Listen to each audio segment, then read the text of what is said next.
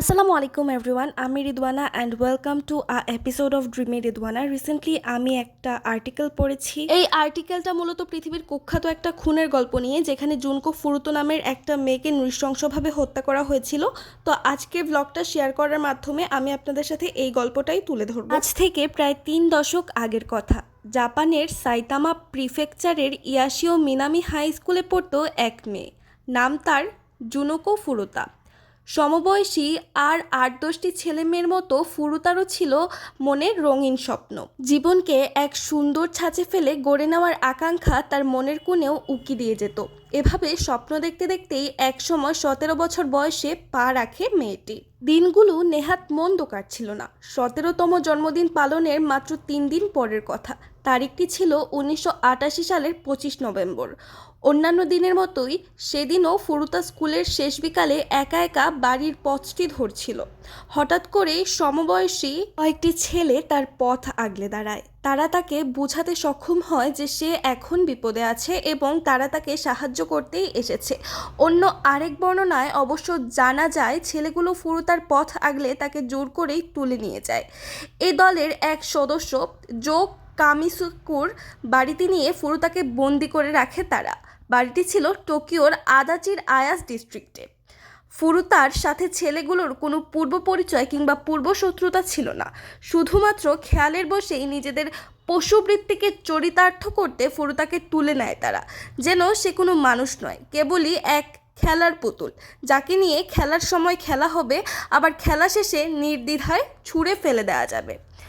জো কামিসাকু সহ অন্য খুনিরা কিডন্যাপের পর এবার যাতে পুলিশ ফুরুতাকে খুঁজতে না বেরোয়, তাই কিডন্যাপাররা বেছে নিল এক বিচিত্র উপায়। তারা ফুরুতাকে দিয়ে তার বাবা মাকে ফোন করালো। সে বাসা থেকে তার এক বন্ধুর সাথে পালিয়ে এসেছে এবং ভালোই আছে, এমন কথাই বলতে বাধ্য করলো তাকে। এর ফলে নিজেদের অসৎ উদ্দেশ্য বাস্তবায়নের জন্য কিছুটা বাড়তি সময় পেয়ে যায় তারা। এমনকি যে কামিসাকুর বাড়িতে ফুরুতাকে আটকে রাখা হয়েছিল, তার বাবা মা যখন ফুরুতার উপস্থিতির বিষয়টি টের পান, তখন ফুরুতাকে তারা তাদের একজনের বান্ধবী হিসেবেই পরিচয় করিয়ে দেয়। এভাবে একে একে সাহায্যের সকল দরজাই বন্ধ হয়ে যায় ফুরুতার জন্য। এরপরই মেয়েটির উপর নেমে আসে নির্যাতনের কালো ছায়া। তার উপর নির্যাতন এতটাই ভয়াবহ ছিল যে কোনো সুস্থ মস্তিষ্কের মানুষ কোনোদিন চিন্তা করতে পারবে না তার স্বগোত্রীয় এমন নৈতিক অধঃপতনের কথা। কোনো লেখক ভুলেও তার গল্পের কোনো চরিত্রকে এমন নির্যাতনের মুখোমুখি করতে সাহস করবেন না। এমন কিছু মানুষ শুধু দুঃস্বপ্নেই দেখতে পারে গুরুতর দুঃস্বপ্নে। তারা ফুরুতাকে নিয়ে বিভিন্ন ধরনের খারাপ কাজ করত এবং এর মাঝে খুঁজে পেত এক পৈশাচিক আনন্দ। এরপর শুরু হতো ধর্ষণের পালা। একে একে মেয়েটিকে শরীরের উপর নিজেদের পশু স্বার্থ চরিতার্থ করত দলটি। মোট 40 দিনে 412-এরও বেশি ধর্ষণ করা হয়েছিল তাকে। যেখানে একবারের কথাই মেনে নিতে আমাদের কষ্ট হয়, 400 তো সেখানে অকল্পনীয় এক সংখ্যা। কিন্তু আফসোস, ফুরুতাকে এর ভেতর দিয়েই যেতে হয়েছিল। হায়নার এ দলটি নির্যাতন যে শুধু ধর্ষণেই সীমাবদ্ধ ছিল তা নয়, তা যে কেউই অনুমান করতে পারবে। কিন্তু সেই নির্যাতনের মাত্রা যে আসলে কতটা ভয়াবহ হতে পারে তা কেউ চিন্তাও করতে পারবে না। আজকের লেখার পরবর্তী অংশের বর্ণনাগুলো খুবই কষ্টদায়ক এবং ভয়াবহ। তাই পাঠকের প্রতি অনুরোধ, আপনি যদি মনে করেন এর চেয়ে বেশি আপনি সহ্য করতে পারবেন না, তাহলে এখানেই থেমে যান। পশুগুলো ফুরুতাকে কোনো মানুষ মনে করতে পারেনি, তাই নির্মম ধর্ষণের পাশাপাশি গল্পের এই অংশটি বর্ণনাতীত ভয়ঙ্কর, তাই আমি সেটা অ্যাভয়েড করছি। ফিরে আসছি গল্পে। ফুরুতার পেটের খিদা মেটানোর জন্য যদি কিছু জুটতো তবে তা ছিল তেলাপোকা। যে মেয়েটির মুখের উপর গরম মোম ঢেলে দেওয়া কিংবা পেটের উপর ভারী জিনিসপত্র ফেলে দেওয়ার মতো ঘটনা ঘটত।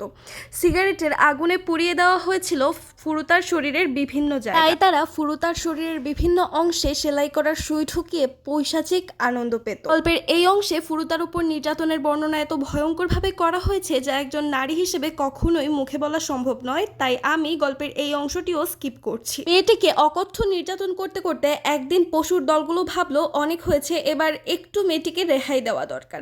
তাই তারা মেয়েটিকে তীব্র ঠান্ডার মধ্যে বারান্দায় শুতে বাধ্য করলো। তবে তার পোশাক আশাক কি ছিল তার বর্ণনা নাই করলাম। এত সব অত্যাচারের মাঝে ফুরুতা যে কখনো পালাতে চেষ্টা করেনি তা কিন্তু না, সে ঠিকই চেষ্টা করতো। এমনকি একদিন সে টেলিফোনের কাছে প্রায় পৌঁছেও গিয়েছিল, কিন্তু দুর্ভাগ্য মেয়েটির ধরা পড়ে যায় সে এক নরপশুর হাতে। এরপর তার উপর শুরু হয় এক অকথ্য নির্যাতন। মেয়েটিকে পাঞ্চিং ব্যাগের মতো ঝুলিয়ে তারা ইচ্ছামতো পেটাতে থাকে। মুখ দিয়ে রক্ত বেরিয়ে আসার আগ পর্যন্ত থামেনি তাদের এ নির্যাতন। অতিরিক্ত নির্যাতনের ফলে এমন অবস্থা হলো যে পিপাসা মেটাতে পানিও ঠিকমতো পান করতে পারল না ফুরুতা, বমি করে দিল সে। মেয়েটির মুখ কংক্রিটের মেঝের উপর চেপে ধরে তারা একে একে তার উপর লাফিয়ে পড়তে থাকলো। ফলে সে ঠিকমতো নিঃশ্বাসও নিতে পারছিল না। এরপর তার হাত পায়ে দাহ্য পদার্থ ঢেলে আগুন ধরিয়ে দিল তারা। এত সব করা হয়েছিল শুধু মেয়েটির একটি অপরাধের জন্যই, সে পালাতে চেয়েছিল।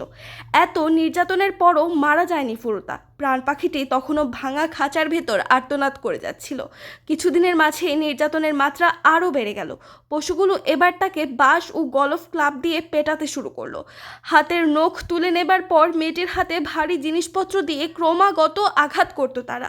গ্রিল চিকেনের শিক মেয়েটির থেমে যেতে হলো আবারও এই অংশে। বারবার থেমে যাওয়ার জন্য দুঃখিত, তবে ভিডিওতে এই সমস্ত কথা বলার শক্তি আমার। এত অত্যাচার সহ্য করতে না পেরে মেয়েটি শুধু তাদের কাছে মৃত্যুই কামনা করত।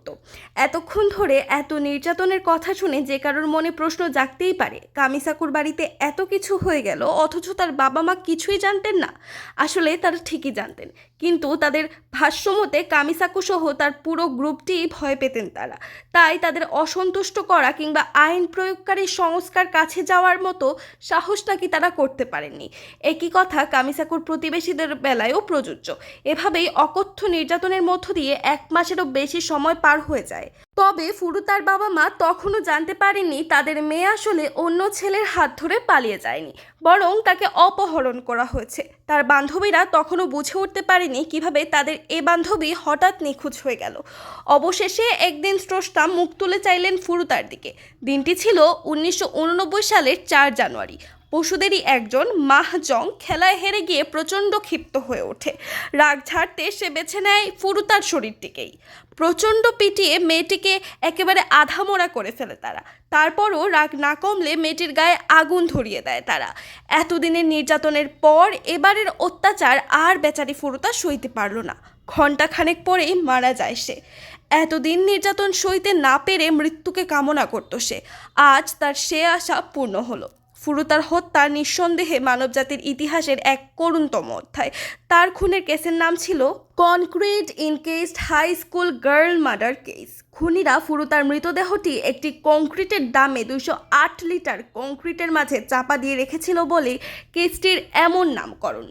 একটি মেয়ের উপর এত নির্যাতন চালিয়েছিল যে পশুগুলো তাদের নৃশংসতম মৃত্যুই কামনা করবে যে কোনো মানুষ, কিন্তু আফসোস সেটি হয়নি। দেখতে দেখতে আমরা ভিডিওর একেবারে শেষ পর্যায়ে চলে এসেছি, তাই ভিডিওটাকে অবশ্যই একটি লাইক করে ফুরুতার এই গল্প সম্পর্কে আপনার মতামত কি তা অবশ্যই কমেন্ট করে জানাবেন এবং চ্যানেলটিকে সাবস্ক্রাইব করে দিবেন। তার খুনিদের মূলত শেষ পর্যন্ত ফাঁসি হয়নি, ওদের এক একজনকে কিশোর অপরাধের দুহাই দিয়ে কাউকে 4 থেকে 6 বছর, কাউকে 8 থেকে 10 বছর, কাউকে 12 থেকে 14 বছর পর্যন্ত জেল দেওয়া হয়েছিল।